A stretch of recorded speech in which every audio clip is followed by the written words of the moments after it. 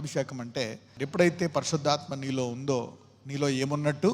అభిషేకం. The Holy Spirit is in you. You are already anointed. So once you accept Jesus, the Holy Spirit comes in you. నువ్వు ఎప్పుడైతే అంగీకరిస్తావో నీలో పరిశుద్ధాత్ముడు వస్తాడు, నువ్వు అభిషేకింపబడ్డావు. You are anointed. సో ఈ అభిషేకం అంటే ఏంటంటే to stir up that anointing. దాన్ని ఏం చేస్తుందంట? ప్రజ్వలింపజేస్తుందంట. You stir it up. Paul అంటాడు తిమోతి తోటి, లుక్ ఐఎమ్ స్టిరింగ్ అప్. నీకు దేవుడు పిరికితనం గల ఆత్మ ఇవ్వలేదు, ధైర్యం గల ఆత్మ ఇచ్చాడు. Sound mind. భయాలను, మన ఆవేదనలను ఒక్కొక్కసారి దేవుడు మళ్ళా తన ప్రేమను, తన శక్తిని జ్ఞాపకం చేసి వాటి నుంచి దూరం పరుస్తాడు అనమాట. సో ఈ అభిషేకానికి ఒక 4 వాగ్దానాలు క్లెయిమ్ చేద్దామని పెట్టుకున్నాము. I want to claim 4 promises. నిర్గమకాండము 15:26, ఎక్సోడస్ 15:26. మీ దేవుడైన యెహోవా వాక్కును శ్రద్ధగా విని ఆయన దృష్టికి న్యాయమైనది చేసి ఆయన ఆజ్ఞలకు విధేయులై ఆయన కట్టడలను అన్నిటినీ అనుసరించి నడిచిన ఎడల నేను ఐగుప్తీయులకు కలుగు చేసిన రోగములలో ఏదియు మీకు రానియను, నిన్ను స్వస్థపరచు యెహోవాను నేనే అనెను. This is a very powerful promise. We need to claim these things. కాకపోతే బాధ ఏంటంటే కండిషన్ ఏంటంట? Too much condition. ఏంటిది? ఈ వాగ్దానం బాగానే ఉంది, నేను ఐగుప్తీయులకు కలుగజేసిన రోగములలో ఏదియు మీకు రాని అని. అదొక్కటి వాగ్దానం అయితే బాగుండు. నిన్ను స్వస్థపరచు యెహోవాను నేనే. ఒక రకంగా ఇక్కడ స్వస్థత యొక్క డెఫినిషన్ ఎలా కనపడుతుంది మనకి? ఐగుప్తీయులకు కలుగజేసిన రోగాలు ఏది రానియను, నేను నిన్ను. So we see a second dimension of healing. మనం సాధారణంగా హీలింగ్ అంటే ఏమనుకుంటాము? వ్యాధి వచ్చిన తర్వాత మనము స్వస్థపడాలనుకుంటాము, దాట్స్ హీలింగ్. అయితే ఇక్కడ హీలింగ్ డెఫినేషన్ ఏంటి? ఏది రోగాల్లో ఏది రానియడంట. This is the second dimension of healing. బాధాకరం ఏంటంటే పైన ఉండే కండిషన్స్. నీ దేవుడైన యెహోవా వాక్కును శ్రద్ధగా విని. మన వల్ల అవుతుందా? నెంబర్ 1 అవ్వదు. ఆయన దృష్టికి న్యాయమైనది చేసి ఆయన ఆజ్ఞలకు విధేయులై, అస్సలు సమస్య లేదు. ఆయన కట్టడలన్నిటినీ అనుసరించి. You see now these 4 things are like impossible. Like we are under the law. మనము ధర్మశాస్త్రం కింద ఉన్నట్టు. ధర్మశాస్త్రం కింద ఉండే వాగ్దానములు నెరవేరవు, అవునా? So this is like a conditional promise which looks good but highly impossible. చాలా బాగుంది కానీ వినడానికి అసాధ్యముగా ఉంది. ఈ 4 ఎలా నెరవేరాయి చూద్దాం. ఈ మొదటిది ఏంటంటే ఆయన వాక్కుని శ్రద్ధగా వినాలా, ఆయన దృష్టికి న్యాయమైంది చేయాలా, ఆయన ఆజ్ఞలకు విధేయులై ఉండాలా, కట్టడలన్నిటినీ. అంటే ఏ ఒక్క కట్టడను ఉల్లంఘించినా ఈ వాగ్దానం వ్యాలిడ్ కాదు. So let us see. ఇప్పుడు కొత్త నిబంధనలో మనము దీన్ని క్లెయిమ్ చేయొచ్చా, క్లెయిమ్ చేయకూడదా? ఈ కండిషన్స్ ప్రకారం చూసుకుంటే క్లెయిమ్ చేయలేము. అయితే మనకి ఒకటి చూద్దాం. గలీషియన్స్ 3:13-14 అందరికీ తెలిసింది. గలతీలు 3:13-14 చూద్దాం. ఆత్మను గూర్చిన వాగ్దానము విశ్వాసము వలన మనకు లభించినట్లు. అయితే ఆ ఆత్మను గూర్చిన వాగ్దానం, బైబిల్లో ప్రతి వాగ్దానము ఏ వాగ్దానము? ఆత్మను గూర్చిన వాగ్దానం. The word is the spirit and the spirit is word.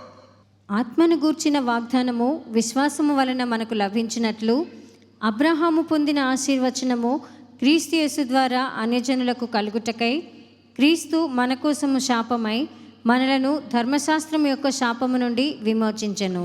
Now we are not under the curse of the law. అంటే ఇప్పుడు ఎన్ని పాటించాలి అనేటువంటి కండిషన్లో అయితే మనము లేము.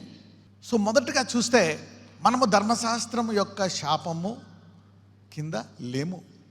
కాబట్టి వాగ్దానాన్ని మనము క్లెయిమ్ చేయొచ్చు. అలాగని మనం ఇష్టం వచ్చినట్టు మనం జీవించేయచ్చా? అయితే ఈ లెక్కన ఎక్కడో ఈ వాగ్దానము క్లెయిమ్ చేసే ఛాన్స్ ఉందా లేదా? ఉంది. నౌ నెంబర్ 2, యెషయా 53:4.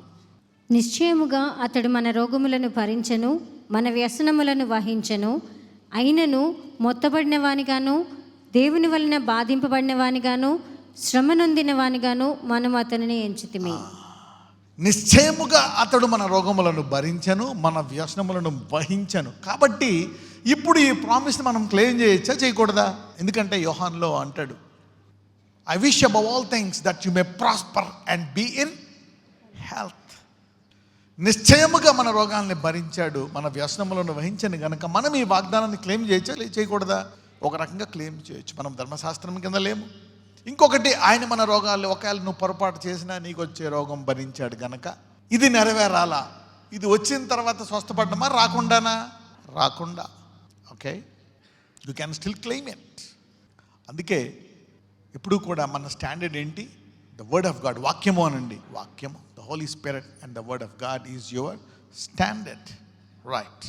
సో చాలామంది ఒకళ్ళు ఫెయిల్ అయినా 100 మందిలో ఫెయిల్ అయినా కానీ మరి నీతో ఏకీభవించేవాడు లోపల పరిశుద్ధాత్ముడు ఉన్నాడు అనమాట, రైట్?